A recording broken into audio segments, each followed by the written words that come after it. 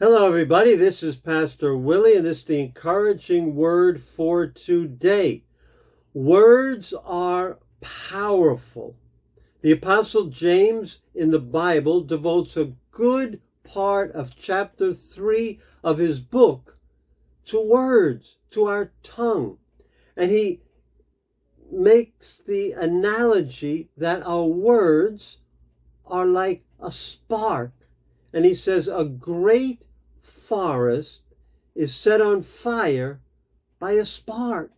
And in the same way, our words can start a great fire that will divide people, that could divide a church, divide a family, divide good friends, and even start wars or get somebody killed.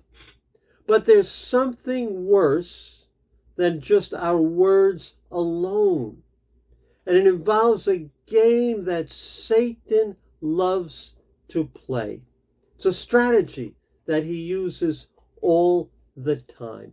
And it can, as we'll see today, even result in someone almost getting killed. So our mystery word for today is found in the verse I'm going to read to you. And when we combine this mystery word with our words, our spoken words, there is a fire. So I'm going to read the scripture from Acts chapter 21, verse 28 through 31, and see if you can pick out the mystery word. But let me set the scene first. Paul has returned to Jerusalem. He's been warned about coming to Jerusalem, but it's God's will. He's in Jerusalem. He's there. He has a few Greek gentlemen, Greek believers with him in the city. He goes to the temple, the Jewish temple, and he goes there to pay his vow, and that people see him in the temple. He's a Jew. He's in the temple. Nothing wrong with that. But listen to Acts 21, 28 through 31. This group of people, this is what they say. Acts 21, 28 through 31. He has brought Greeks into the temple and defiled this holy place. Parentheses, they had previously seen Trophimus the Ephesian in the city with Paul and assumed that Paul had brought him into the temple. Assumed. The whole city was aroused, and the people came running from all directions. Seizing Paul, they dragged him from the temple, and immediately the gates of the temple were shut while they were trying to kill him. They assumed that Paul, a Jew, had brought Greeks, uncircumcised Greeks, into the temple, which was probably one of the most horrible things they could think of. It would desecrate that holy place, desecrate the temple in their eyes. It was fire. And it led to a mob gathering from all over the city and trying to kill Paul.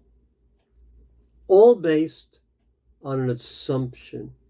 Assumptions, my friends, can be deadly in many ways. The word assumption is based on the root word, thought or think in your mind. So you see something or you hear something and you draw a conclusion, not based on what you see, but on your conclusion from what you see. And in your mind, that becomes a fact, and you pass it on to others. Listen, I have assumed things in my life about people, and it has poisoned me against them, only later to find out my assumptions were wrong. And I'm ashamed to say that, but it's true. Let me give you an example, maybe an extreme example. Suppose one night you're driving around and you see me leaving a bar in a shady part of town. Me, Pastor Willie, leaving a bar. You can't believe it. So immediately you come to an assumption.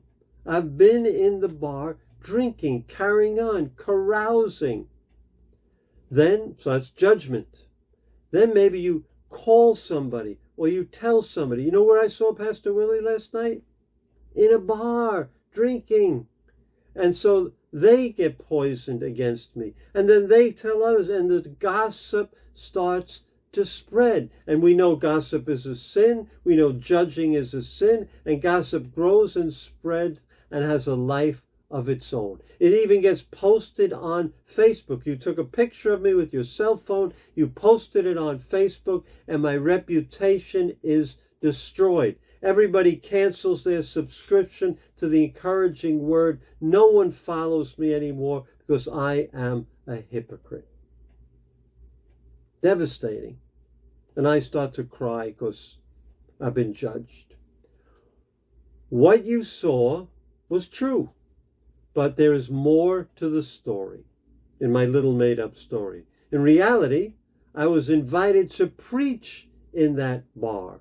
So I went in the bar, had a spring water to drink, and I preached the gospel. And everybody in the bar got saved. They flushed all the alcohol down the sinks and flushed it down the toilet. And they're renovating the bar into a church. They're going to call it the Bar Church. Amazing, right? And yet assumptions can be totally off base. Paul was being killed by a mob because of an assumption. So I have resolved in my life, maybe you want to do this, but this is what I'm going to do.